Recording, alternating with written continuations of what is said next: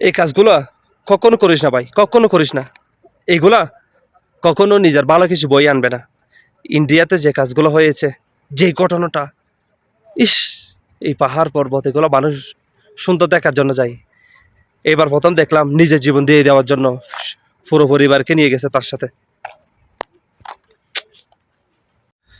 আমাদের পাশের দেশ ইন্ডিয়া, মানে ভারতে যে হৃদয় বিদারক একটা ঘটনা ঘটে গেছে, আশা করি আপনারা অনেকেই দেখেছেন।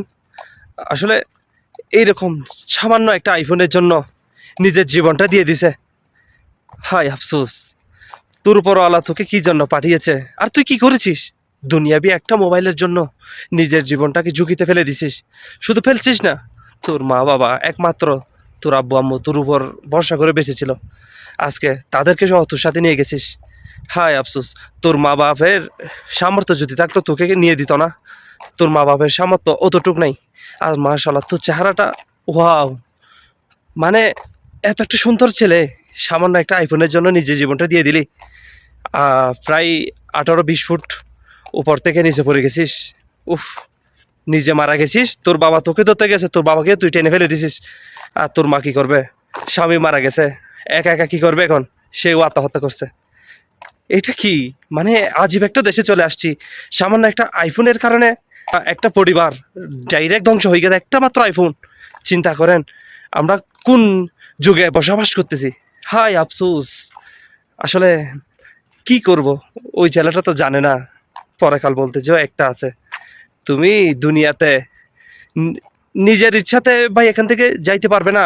যতদিন আল্লাহ তোমাকে বাঁচিয়ে রাখবে ততদিন পর্যন্ত তুমি এখানে থাকবে। এটা তো তুমি জানো না মনে হয়। যদি জানতে তাহলে আজকে নিজের জীবনটা এভাবে দিতা না।